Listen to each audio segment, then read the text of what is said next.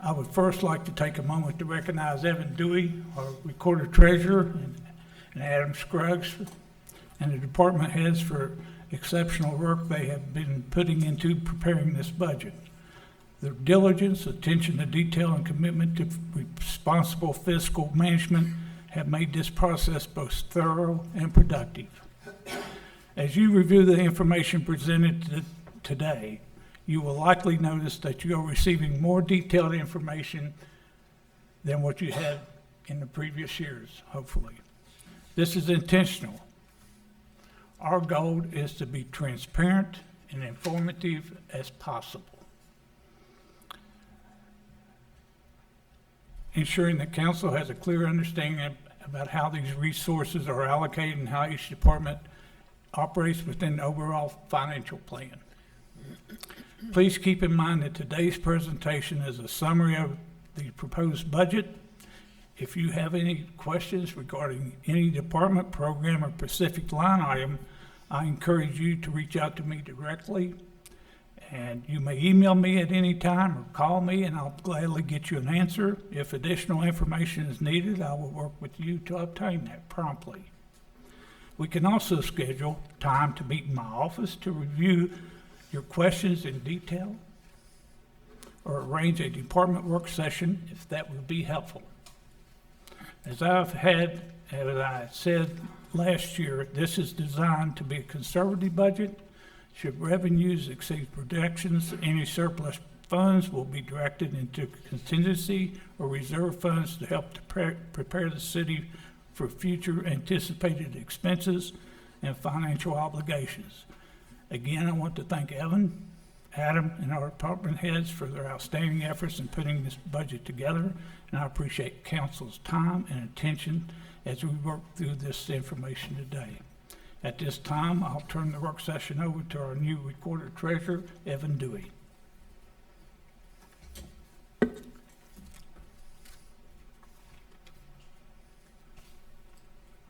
you, Mr. Gerald. You're welcome. I have a presentation made up that we're going to walk through.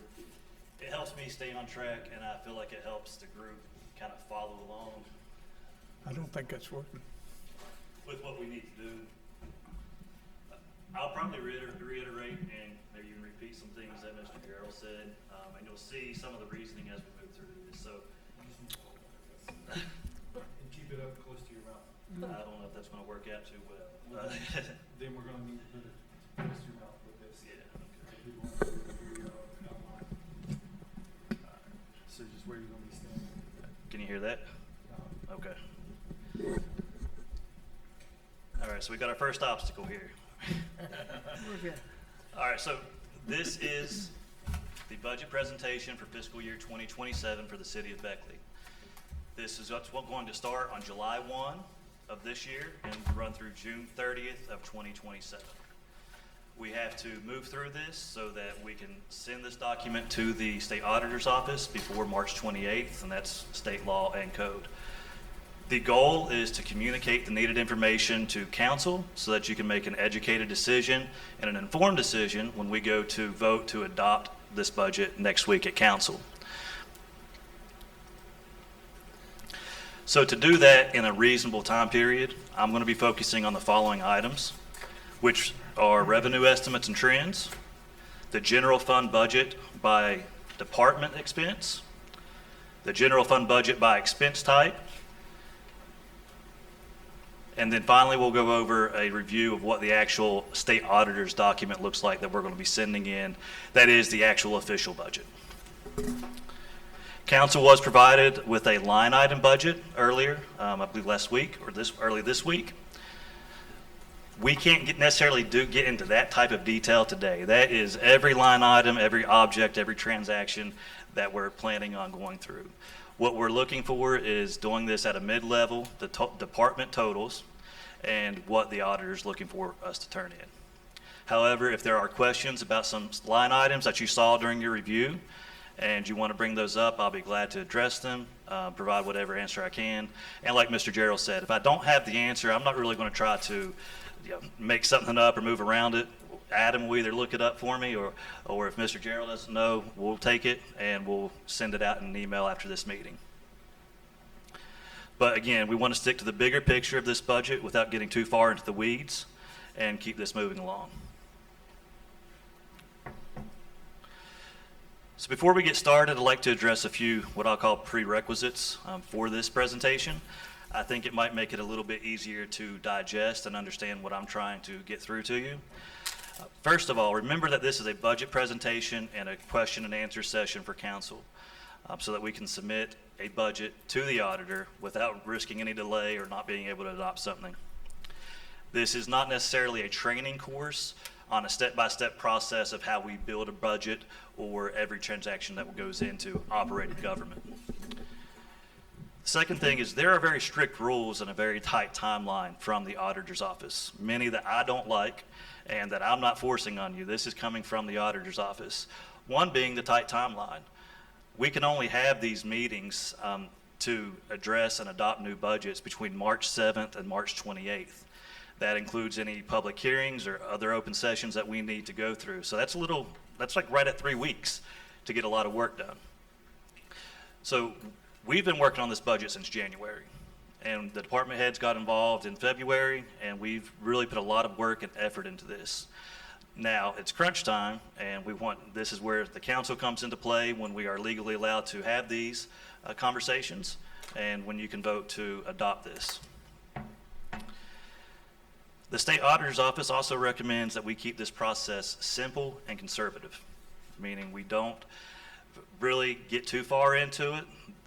And the other part is that even in our training that me and Adam went to, Mr. Scruggs, and what I've been taught for over a decade on how to set budgets up is you are conservative on both sides. You want to underestimate your revenue and you want to overestimate your expenditures.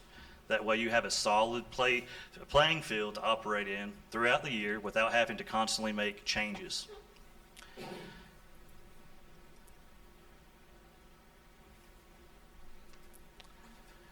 The last point I'd like to make here is this budget was created by communicating with all the department heads and their right hands, their administrators. We followed all the guidance set forth by the state and the auditor's office. And we put in a lot of hard work with doing this. So this flat out, this budget was made with intent, and it was developed by professional government employees that know how to operate this city on a daily basis. We did the hard work for you.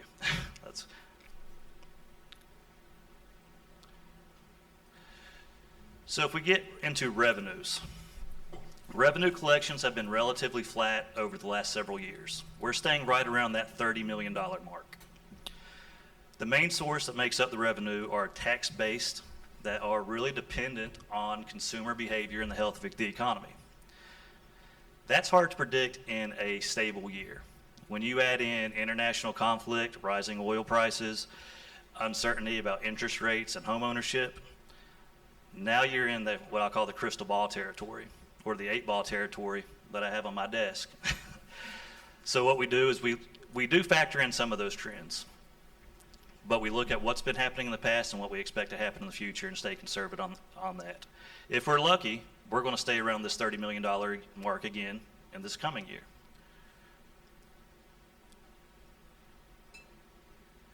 One other point here is we're heavily dependent too on state and federal policy.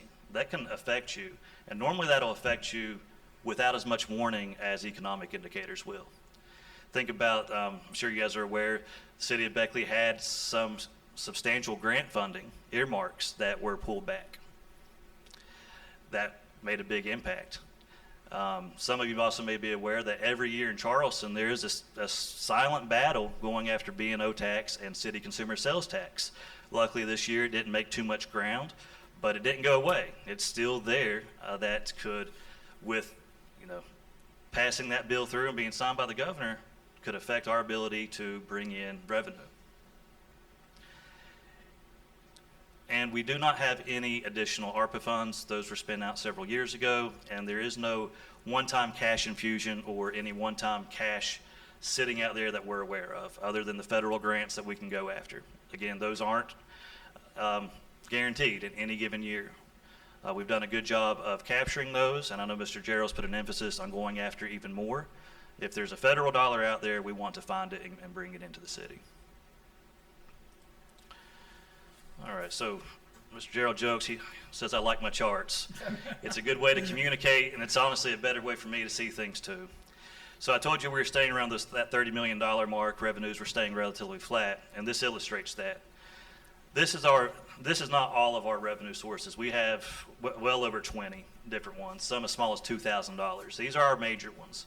This is what makes up the majority of our revenue. That's B&O tax, sales tax, property tax, federal grants, hotel occupancy, and the utility excise tax. So if we look at some of these trends, B&O has slightly creeped up. That's a good thing. It's going through. That's an indicator of the economy and business coming in. My estimate there is less than what we had in 2025, but higher than our estimate for 2026. Again, I hope we hit this $13 million mark again, but I'm going to back off just a little bit. Our sales tax, it stays right around that $7 million mark. We had a little bump on in 2025, so we're moving that to 7.2 million. Property tax is a formulated number. So I didn't come up with this number. This comes from the workbook from the auditor's office. We get and correct me, Mr. Scruggs, it's a certificate of valuation from the county. And it basically takes in what the assessor says the county will bring in property tax. It throws in a formula based on what's given to Beckley. And then there's another formula that creates this number on what we can collect. Now, I know some of you are personally aware that the county increased property taxes this year. So it did move this number up some. I wouldn't be surprised if it doesn't go up again next year, or maybe they hit another group of residents next year. I'm not sure how they rolled that out completely, but this is something that will bring in additional dollars to the city, but we'll have to address a little bit closer next year. For right now, we're at 3.1. And that is considering some delinquency and some failure to collect. Our federal grants, this stays at 1.1, but this revenue is completely dependent on what we bring in as a federal grant. There is an expense line on the expenditure side of this balance sheet that is also $1,105,000. If we can get $2 million, then we'll move that up to 2, and we'll spend $2 million of federal money. But this balances each other out. I just wanted you to see the trend of how much federal dollars we normally get, which is staying right around the million. We do have some certain years that we get more, but we're going to start with 1.1 and we'll adjust it if we can find some more money out there. Hotel occupancy is coming in right around $1 million. It doesn't vary much. And again, you can see that line. It's kind of hiding back here, but it's almost straight. And then the utility excise tax, again, it stays right around $1 million.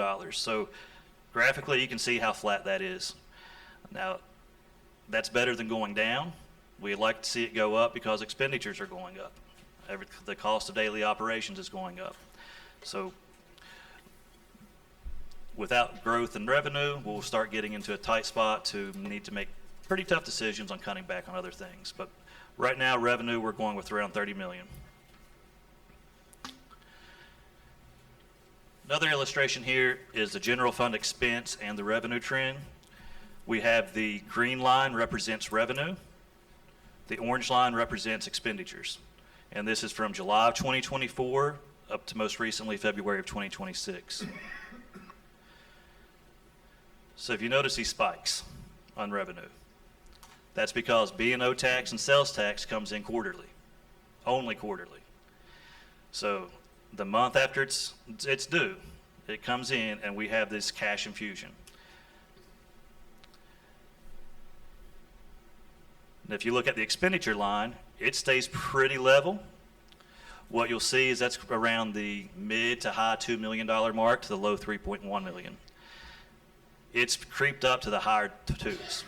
If you drag this out further back, we had years where it was really high. We've got it down here recently, but just the overall cost of operations is creeping up on us.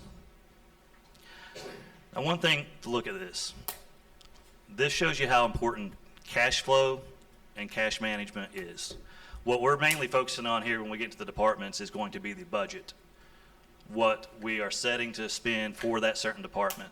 If we don't have the cash, we can't spend that. If we have a $34 million budget that I'm proposing, if we don't have $34 million, we can't spend it.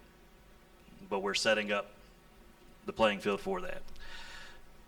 If you take one of these spikes away from us, let's say something happens and B&O and sales falls flat for just one time.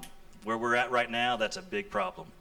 We don't have $4 million to pull from, in addition to running monthly operations for the 3 months while we're waiting to get caught back up. That's what me and Mr. Gerald are trying to accomplish, so that in the event of lower revenue, an emergency, we can continue operations until we can get stable again.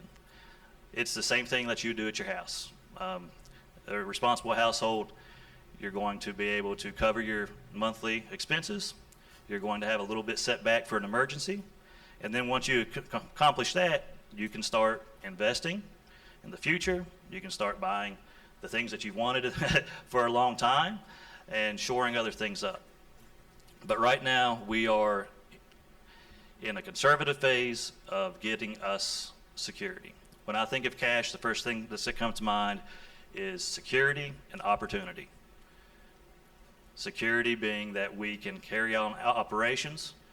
Once we're there, then that cash is going to open up more opportunities for us to invest in the city.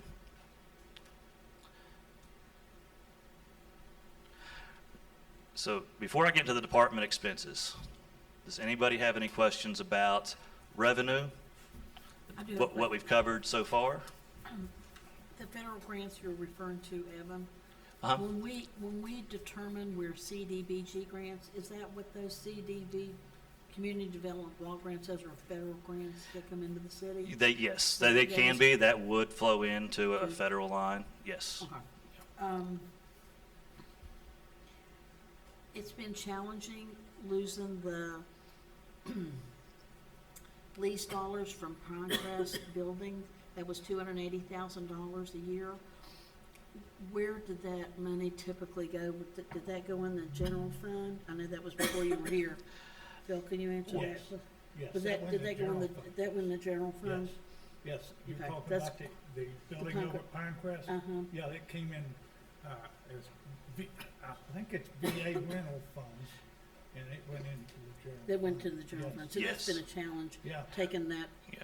not having that. I have read on that some, so yes, absolutely right. The revenue from that would have come in, but also any expense for upkeep or maintenance or anything like that would have also came out of general fund. Now, I won't speak any more on that one, just, I read the high level view That's fine. of, I'm aware we used to have that building and leased it, but very good question. You answered, that's right. Anything else on the revenue side of this? All right. You might want to tell me it's really 4 months before we get our revenue, right? Yeah. I don't know how this graph Yeah. ticks, I can't read, but it's usually 4 months before you get that quarter. So it's actually a 4-month turnaround on your revenues, because you don't get it until a month later than the quarter. So you gotta have enough cash on hand to handle Yes. 4 months. For- That's, Because when you I have to first do came that. here, somebody said, well, you got $4 million. I said, yeah, it's gotta cover me for 4 months too. So you can have $4 million cash in the bank, but you might have $1 million expenses per month, Yeah. which means that you gotta Yes. have that $4 million. It's just not excess money, Right. Yeah. so, Our January, revenue was really low this year. well, Do we have a something reason that for came that? up the other day, I think Miss Baker told me that maybe the hotel motel tax is gonna be low because you had those 2 or 3 weeks, nobody traveled. And then we had additional expenses for salt, we had additional expenses for overtime, for plowing, during that 2 to 3 weeks of snow. But it also hurt our revenues as far as hotel motel taxes. And that quarter, the January, if you can look back at even last year, and I have this stretched out all the way back, I think, to past 2020. So even January of last year is lower than the other quarters. It's just the way it flows in at that time.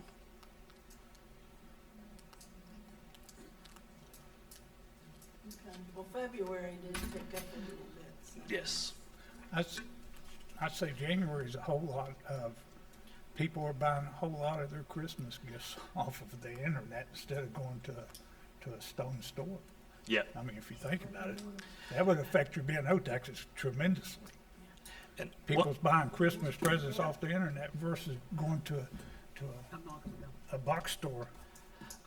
I'll make one more comment about this before we move on.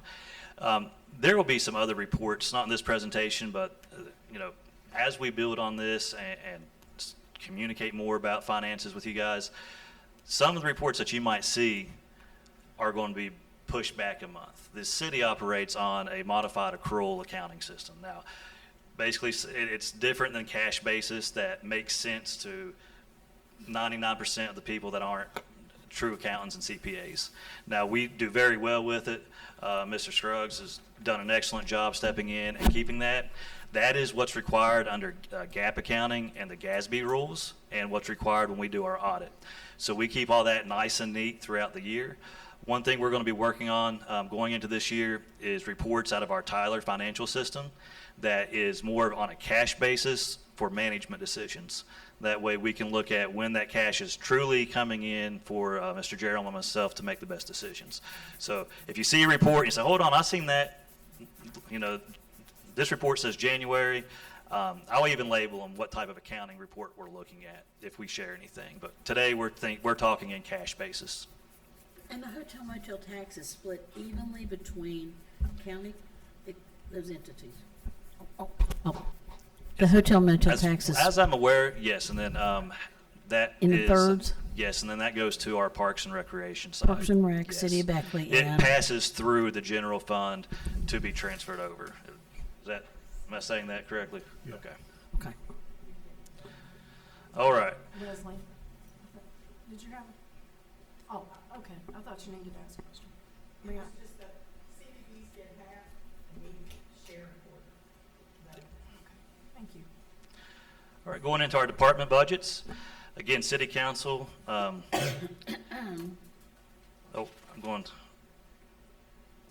got ahead of myself here. All right. Department budgets, they're consisting of many specific line items. Again, what was made available to you. Payroll, benefits, operating expenses. When you get into some of our public safety like fire and police, they're going to have some more unique types of expenses to operate them. We do have some flexibility to operate within the overall budget. So those line items that you saw, it is okay for us throughout the year to go over on one and be under on another. What is more important that we have to shore up with the auditor's office is the total department budget at the end. That's what's being submitted. We are not sending them anything about line items. Now, we're going to monitor that closely, especially the payroll and the benefit side of it. But if a department finds a way to save money on one side and then they need extra materials, they have room to move into that. And then we can do internal amendments later on, but the only thing that's required is to do an amendment if a whole department gets upside down. We do create these budgets to have a little bit of a cushion with each department. You don't know what's going to happen in a given year. We do our best to allocate the funds for the city's best purpose and use them in the best way.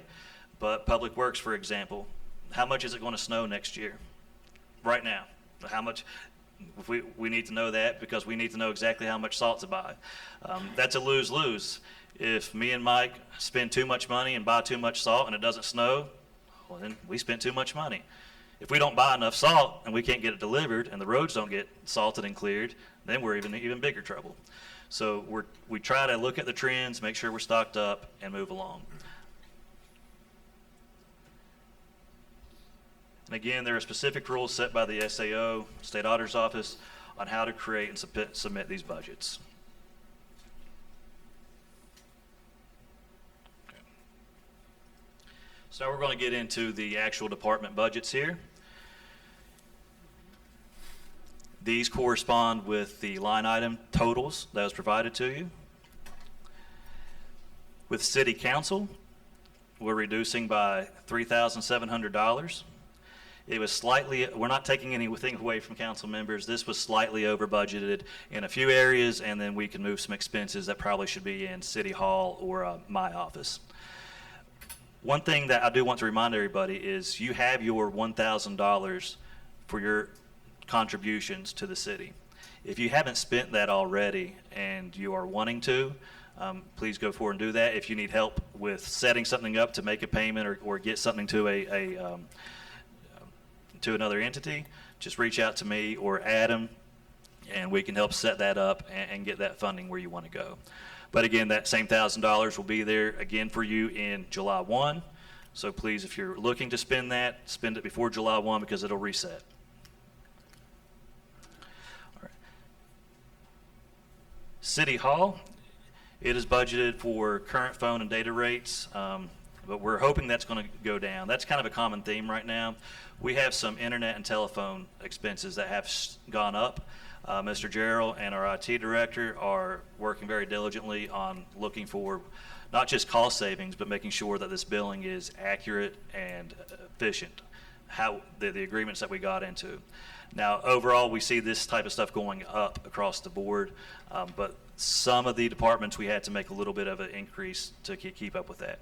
We try to take it out of other line items to keep the total around the same, but in that case, that's why we're raising it up. The mayor's office is right in line. It's additional $700. And one thing to note is combining these budgets and redistributing some of these expenses may be in the city's best interest in the coming year. Just the way we operate now, the mayor's office, the building itself within the city, having those expenses maybe going into the city manager's budget, city council and city hall, maybe some of these expenses rolling into the recorder treasurer's budget to kind of capture more exactly what it takes to run these departments.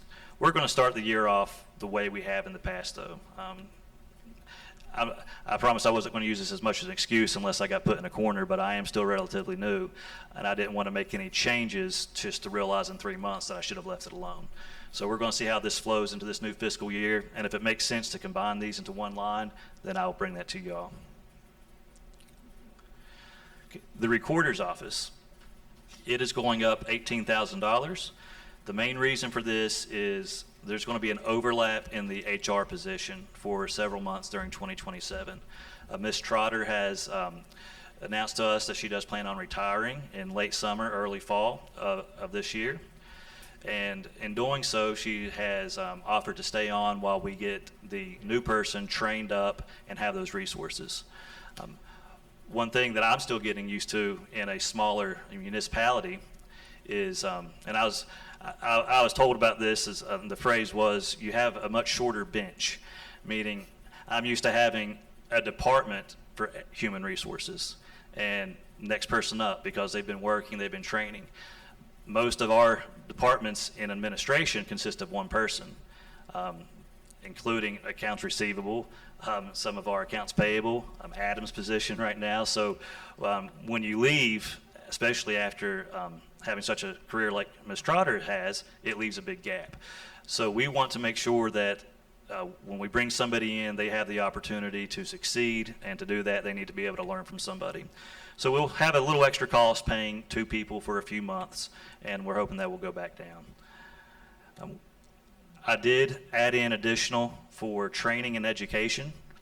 Mr. Scruggs and myself do plan to be much more involved with the Municipal League, GFOA, and the other municipality association that offers a lot of training. We'll do whatever we can online, but some of these that I have heard from other city treasurers that are very valuable, that has taught them, especially coming up in newer positions like me and Mr. Scruggs, it's going to be very beneficial to us. Now, this is not something that we'll have to do every year, but this year we're looking to educate ourselves as much as possible. And again, we have resumed having a full-time treasurer and comptroller.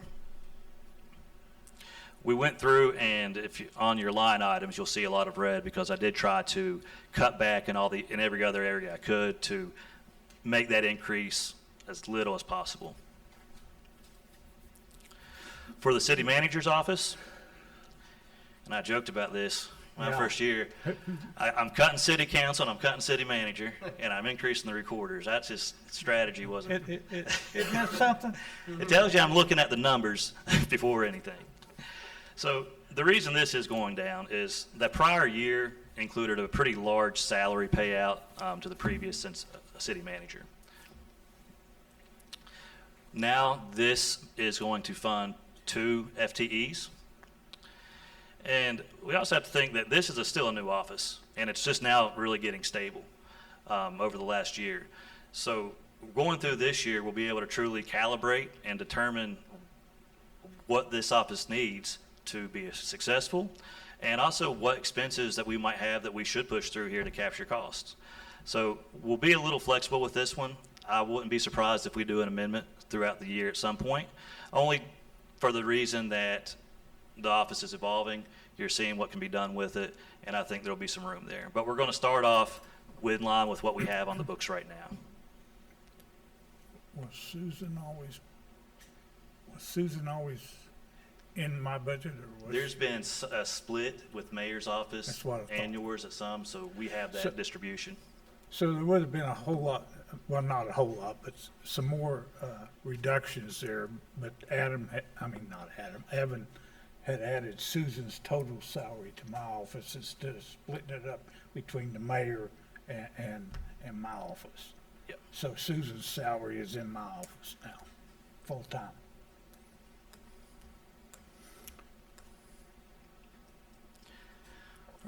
Contributions. Now, obviously, contributions isn't a department, but in our budget, it is lined up and deemed a unit or a department on its own spending line. So what we have right now is this does require a new process, well, requires us to start utilizing the new process. There is one partially in place, and we'll be working through that through April and May to determine who will have the contributions going there. I highly recommend that contributions are used sparingly, and we have to first prioritize our required contributions, and then we need to think about what contributions give the most benefit to the city. Is that money going to do something to benefit the city cheaper than what we can do it? Then we will have to take a close look at reducing this total amount over the next few years. Just being logical of, if we're trying to right the ship and get our finances in order, before we can give money away, we need to make sure it's going to city operations first. If we get to a stable point and we have the ability to do it, then I would make a different recommendation. So just to give you an idea, some of the contributions that we have, the big ones that take up the majority of this $500,000 is New River Transit, the Convention Center, County Library, Health Board, EOC, and there's a few other smaller ones, but those are the big ones. And may I suggest something? Whatever the contributions was last year, I would not recommend increasing those contributions this year. Even though they might have additional expenses, we also have additional expenses. I mean, our maintenance cost, our fuel, the things that they're saying is increasing to them is also increasing to us. So my suggestion is, if we do contributions, leave them at the same amount. That's my recommendation. Right. For code enforcement, it is going up. The budget is $104,000. This is additional funding for training and travel for the new director and inspectors, and it also does leave room if there's additional personnel needed with this transition. You're aware we have Mr. Graham coming on board, taking Mr. Morgan's position. He has a short window to get a lot of certifications and a lot of training.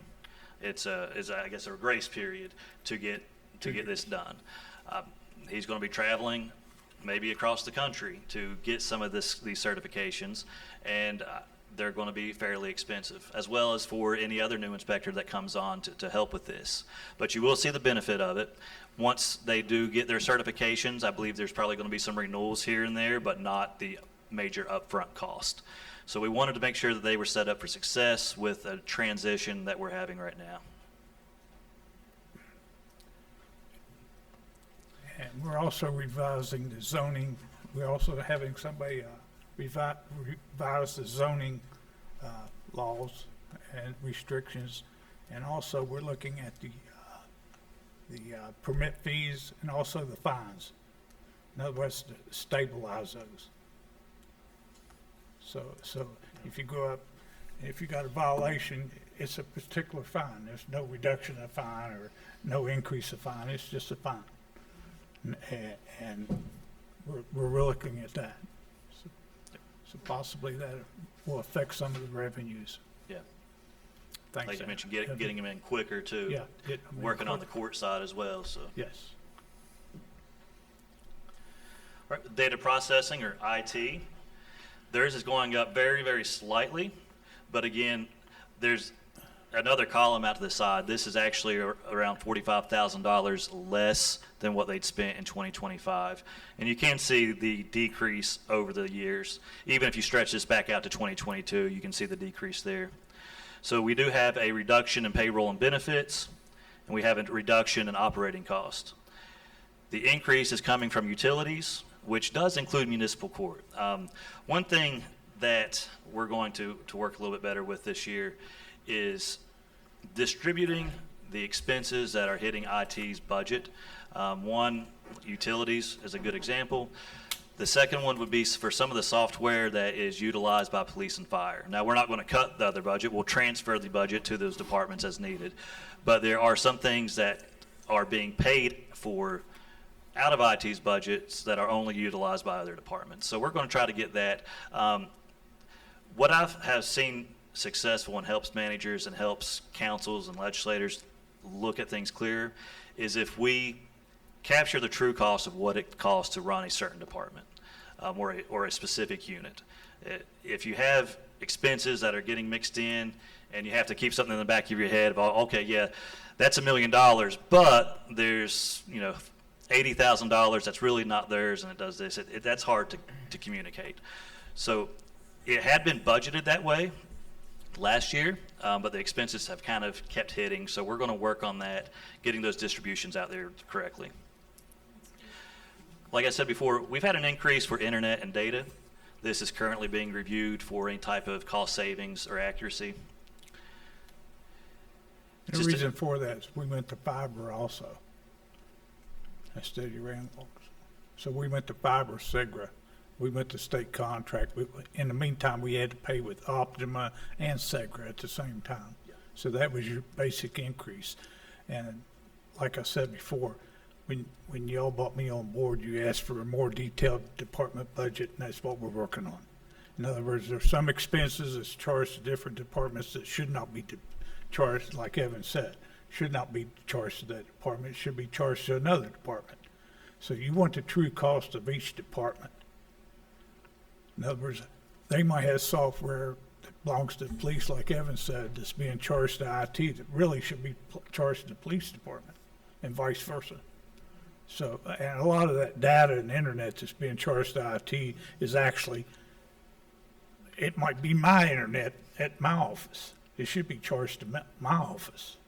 So we're separating that, and we should have a pretty good hold on it by the end of the year. I mean, Yes. by the end of next year, so. That's exactly right. And then they are, and I say they, we, the department itself, and then we're all navigating these increased costs, especially for critical hardware and software. With all the benefits of AI that's coming through there, it has made storage, memory, RAM skyrocket. If anybody's been shopping for a new computer lately, and you're either going to get one with lower specs or you're going to pay a lot more for it. But that flows into a lot of the security services and a lot of the other critical things that you don't see. I don't see some of the stuff I can't even spell, but it is critical for us to run. For the police department, they're going to be operating really within their normal operating budget with very minimal changes. I know it shows $50,000 on an increase, but when you put that into a percentage, it's a small fraction of that. The main reason for that, and I did try to move as much as I could around to keep that flat, but is there's an additional 7% pension increase every year for the rest of our lives for fire and police pension that we have to fund. So that's already went up $100,000 since FY 2024. Most of the cost is for payroll, benefits, and insurance, plus capital outlay, which is similar to any other department. We invest heavily, and most cities do. Your public safety is your most expensive and employs some of the most people. Some of the unique budget items for the police is your canine officers and their supplies, and then the law enforcement equipment and gear, which gets really interesting if you see those invoices come in and you look at what they're working with and what they're using to stay safe and keep the community safe. It's very interesting, especially the gear for the canines and what goes into that. If I'm not mistaken, I could be speaking out here, but I believe there is one of the canines that has a special dietary needs, so that food is more expensive.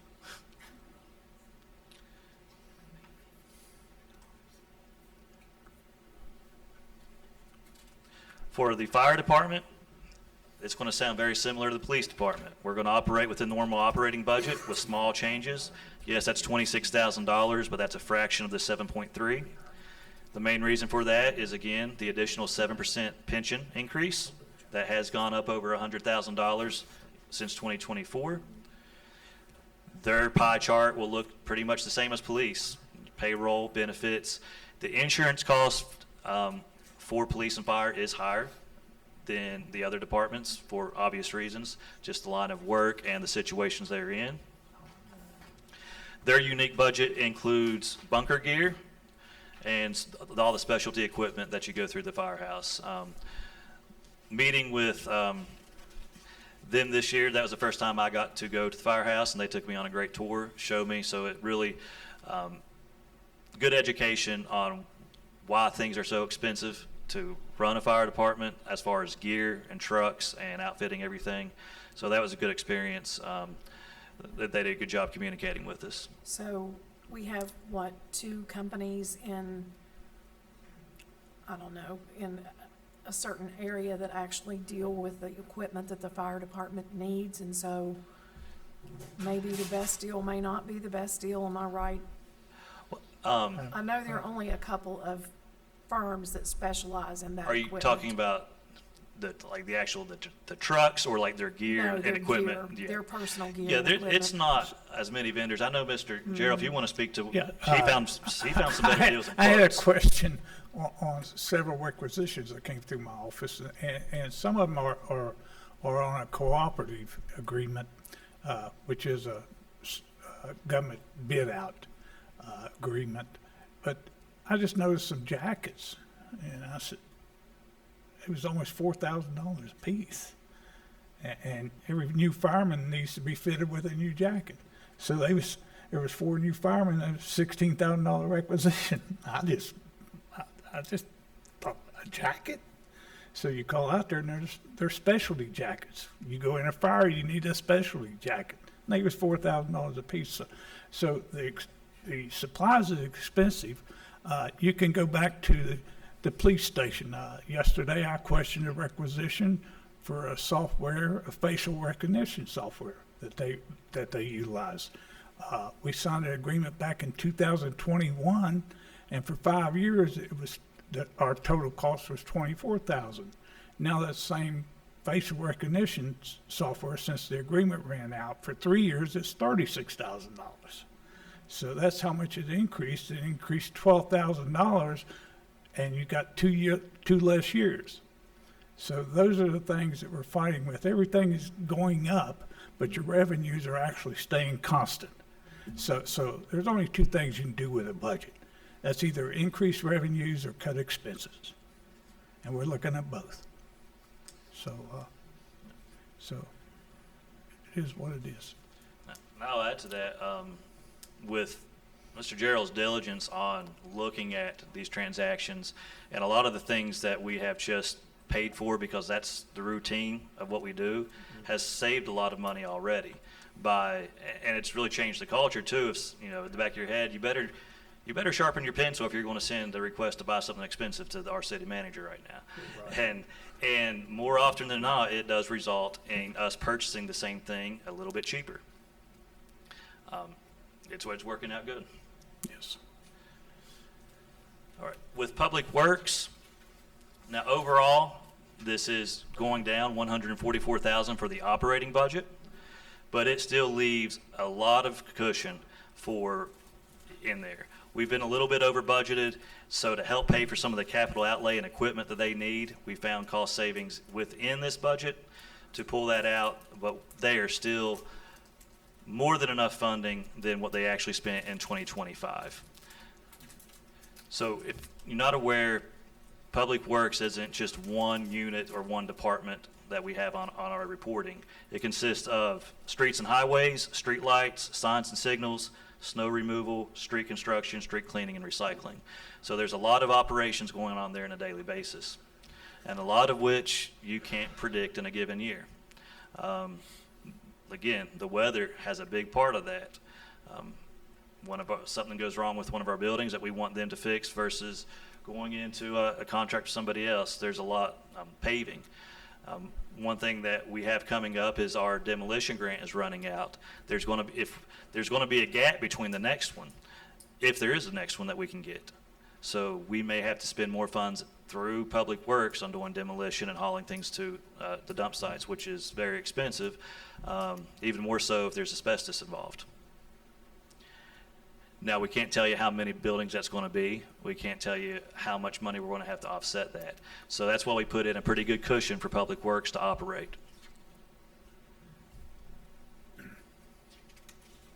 And we already know we're going to need more road salt for 27. We're close to running out. We had to pivot, and our friends with DOH, we've had an agreement with them to sell us a fraction of what I wanted, but it was enough to get us through.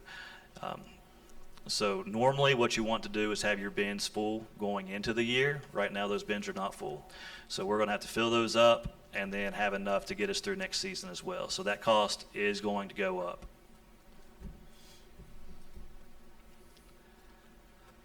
For Parks and Recreation, so Parks and Recreation, this line item from general fund, keep in mind that we are just looking at general fund. The actual operating budget for Parks and Rec is not included in this. That is a separate budget. Now, what we do out of general fund is we contribute over to that to help cover the operating costs of any shortfalls there. Now, that budget was just formalized this year. This is the first time there is actually numbers put to it. So we went back over it, and I still met with Ms. Baker, and we went through that and line that out, and that could be something we could talk about at a later date. It's staying relatively the same. Now, our contribution is only going down because we haven't needed that $2.4 million recently. If we're in a situation that we do, then we can pull from contingency if we really have to, but we're really going to try to stick to the budget that we have, and this freed up a way to put the dollars other places we needed.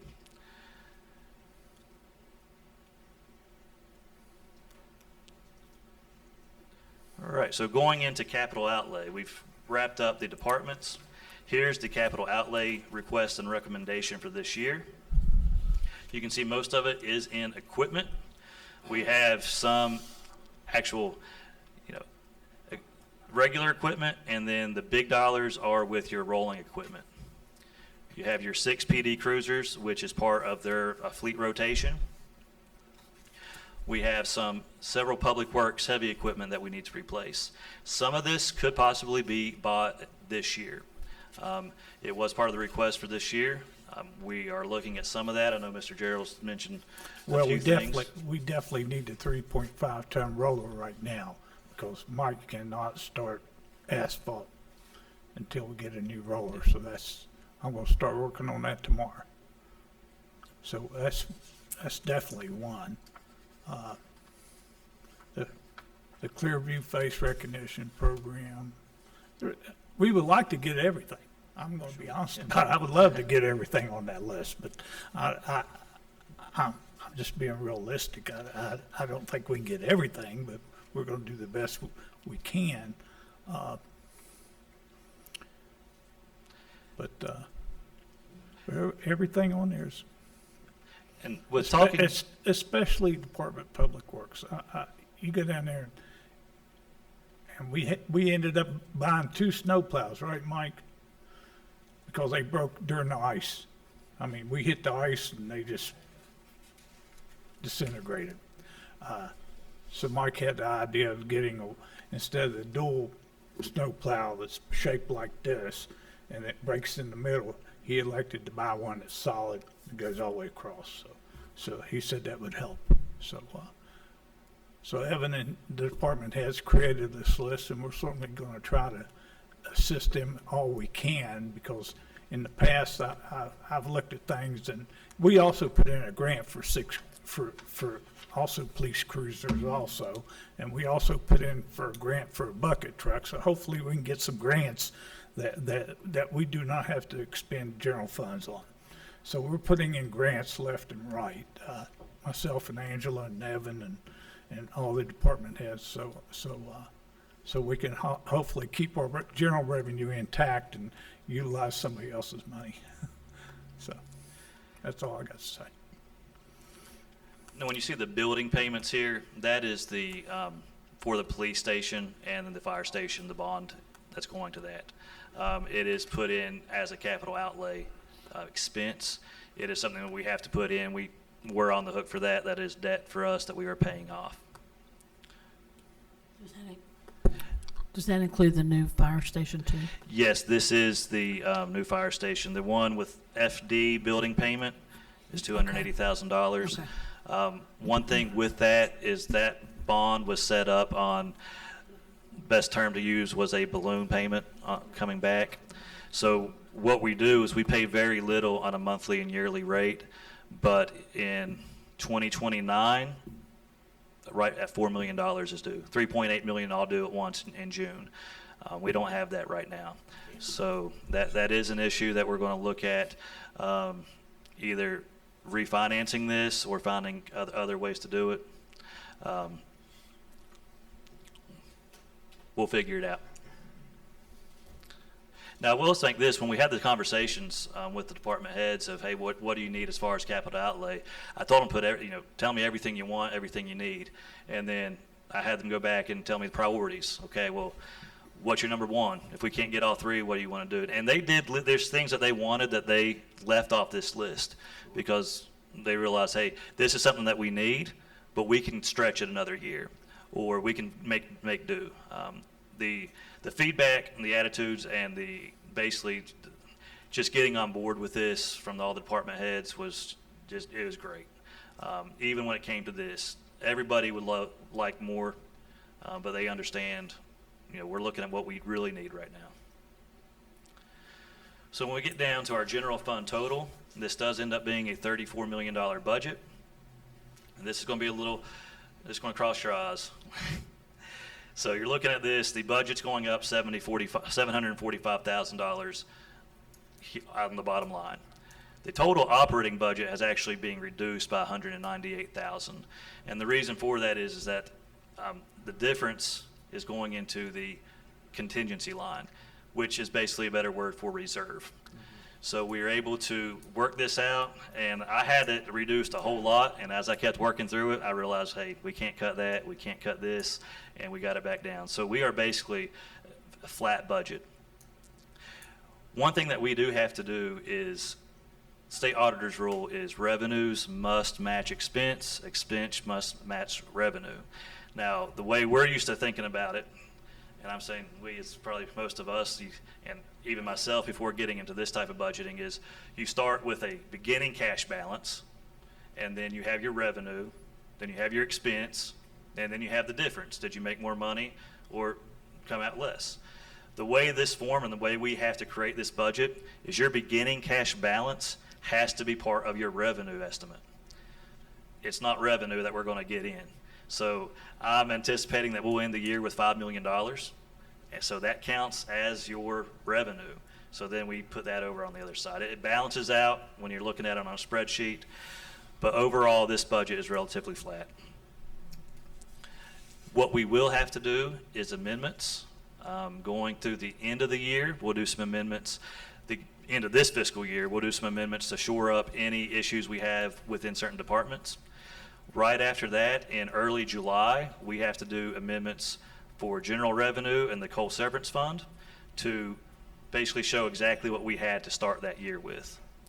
That's not an option. We have to send that in. You have until July 15th, I believe, to get that corrected.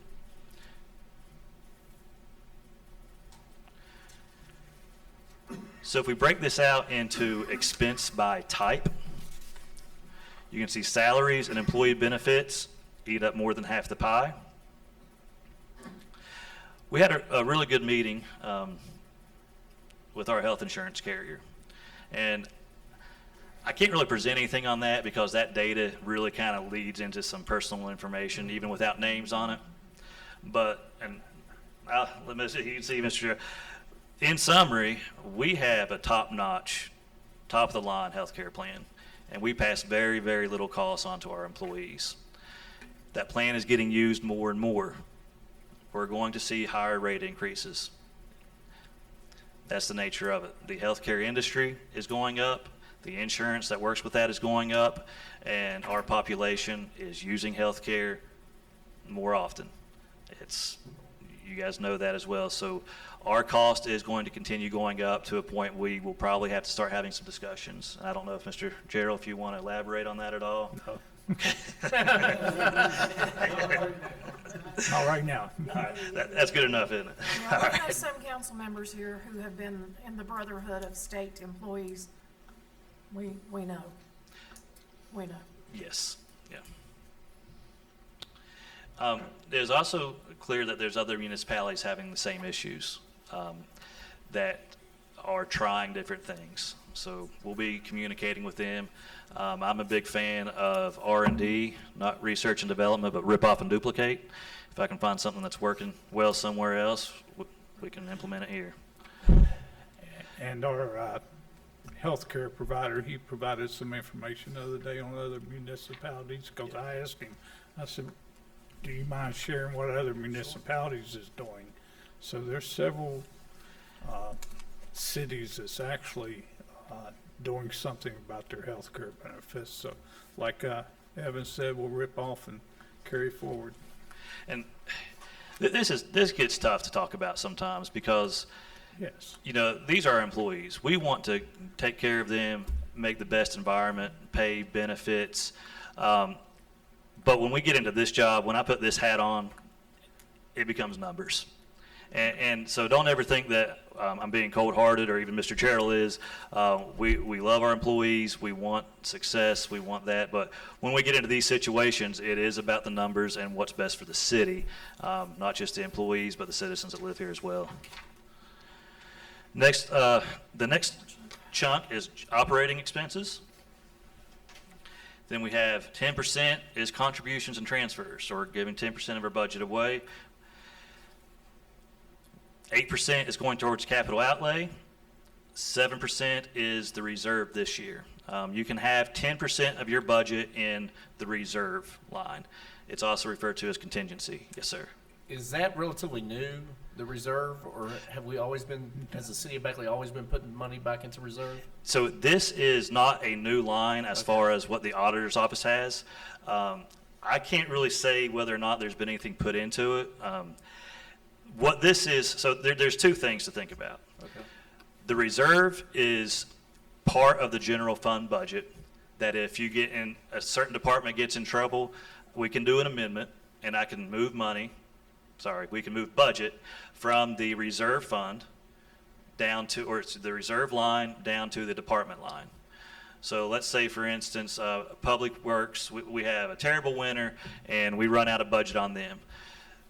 We can move from that reserve, so that's held within. The other part of this is the rainy day fund. The state, or stabilization fund is also what that's called. That, what happens there is that's completely separate. To move in and out of the rainy day fund takes a little bit more work and a little bit more consideration.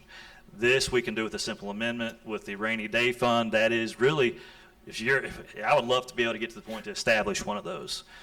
We don't have one. So we don't have one. No, That's what I thought. no, we have a reserve line to say, okay, we're going to try to keep budgets tight, but if they don't, we're going to have an option to quickly react.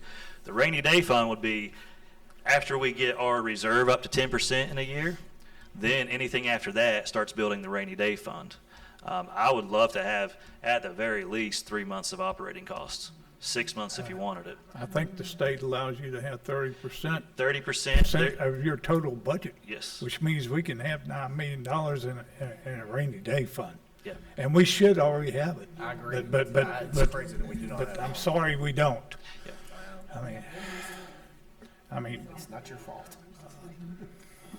So Evan, when we have an amendment and we have to let the state auditor's office send that to them, Uh-huh. they don't get back to us and give permission. We just are letting, or how does that work? Kind of both. It would probably be very, very rare that they would say no to that. If I couldn't back up that we have the cash to do it and we are moving within the general fund, they would probably come back with some questions. But they do have to approve it and update the budget on their side. I would be really surprised if that would go. And that does come before council, so that would be something that would We be did vote on it. public facing, Yeah. up in front of council. It has to have council approval before we send it to the auditor's office. So you don't have to worry about me using another set of books, moving things around without y'all knowing. We'll be very open with that. And if we do have to do an amendment, there's going to be very clear reasons. It won't just be, well, we need more money. It'll be, well, this is what happened. We went over budget on these line items, and now we need to do an amendment. Okay. And then we have 3% is with our liability insurance, which includes our workers' comp and unemployment. So that's a good chunk. Insurance gets us. Evan, this has been absolutely a brilliant report, though. I'm so appreciative. Well, thank you very much. We're almost done. Yeah, I know. very professional. Yes, it was. All right. I'm going to pull this up real quick. This is the actual levy document that's going to, let's see, let me show.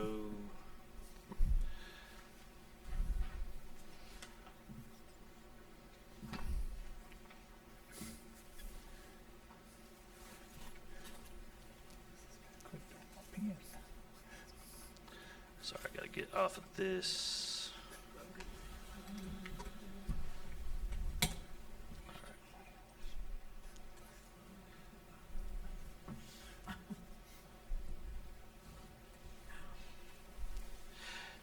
So I printed out, well, actually, Ms. Scruggs printed out the document. You can comb through it. This is what goes to the newspaper, and it summarizes everything. So this is what you'd actually be approving. I provided you everything there, but this is what goes through. Now, another part of this, it's very small, but we do have to address it, and you have to be aware that you'll be adopting this budget as well, is for the coal severance tax fund. It is separate from general fund, although we use that really to help fund parks and events. So I didn't change that. That's what's worked in the past. We've built up a little bit of a cash balance there, but this budget is exactly the same as it was last year. With a lot of the coal mines shutting, again, that's one of those things, you tell me what the coal industry is going to do next year, and we'll make some money together. But this is something you will have to decide to adopt or not. It's not changing. It is a separate fund, but we can transfer it and use it however we see fit. And you'll see the calculations of how we get to our levy and how we get to the property tax rate. And again, that packet has all the forms that I filled out.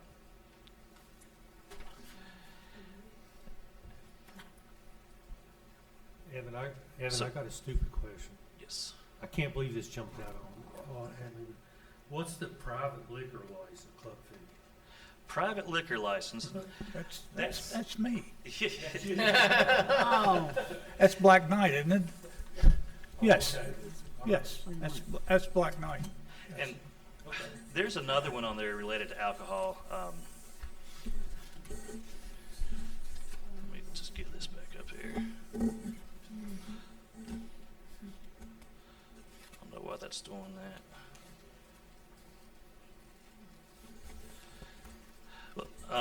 there's another one related to alcohol that we're seeing a little bit more of, and that's those like pop-up, you know, we had a few businesses that, we needed a temporary one, and then some of that Yes, helps. like Tiffany's, they did Yeah. they did a drink And that's a thing in the permit. evening time, and the city of Beckley had to approve that. Right now, the Dish is trying to, put tables outside and let people drink wine and eat their dinner there. But we have to have an ordinance in order for us to even do that. So that's just something I was gonna give a bill on to see if we even had an ordinance, so. That's So- all where y'all concreted in front of. Yes, what that was in order for her to put tables outside to have more of a clientele, you have to build it. When she put the tables there, you did not have a sidewalk to walk on. So instead of the shrubs being out front, we had those removed and put a concrete sidewalk. So basically, if she put her tables out front of her business, they could actually walk around the tables. So that's what we did there. We're trying to accommodate all business people uptown. If that increases her business and increases our B&Os and sales taxes and everything else, I'm certainly going to try to help them, that's for sure. Myself and the mayor and other council people. So, So I'm done with the information that I have to share. Mr. Fowle is helping me figure out exactly what we need to bring up in council next week. So we'll have all the language and anything that we need to do prepared for next week's council. And this would be the budget we'd be looking to adopt. Evan, thank you, it's very comprehensive, Yes. really appreciate it. I appreciate that. Thank you. Actually understand it. well, good. That's the key. Last year That's it was good. very difficult. That's what we're going for. And we can build on the complexity, but this is a good place to start. And like we said, if you got any questions, we'll be glad to answer them. I mean, anything you got to be questioned, just send us an email. We'll be glad to get you an answer for it. If you want, like I said, come to my office and 2 or 3 of you, and we can sit down, and you need a department head there to ask questions, I'll be glad to have them there. I want to thank Evan, I want to thank Adam, I want to thank my department heads for all their input and all their knowledge, and thank you for a nice evening. Yeah. How's that? Very good presentation. Thank you. Very good. Thank you all Thank you. three. Very thorough. Thank you, very thorough. I Do you know. have a migraine headache? I'm gonna keep you in suspense. Looking at Yeah, all where you those going, numbers Bill? right now, You we got got another migraine. board meeting, or? With that, everybody done asking questions. Appreciate everything you all did. The presentation, like everybody has said, very easy to follow and really makes it crystal clear where we stand. With that, may I have a motion to adjourn? Second. Second. Thank you. Excellent job. Now I'll play the top.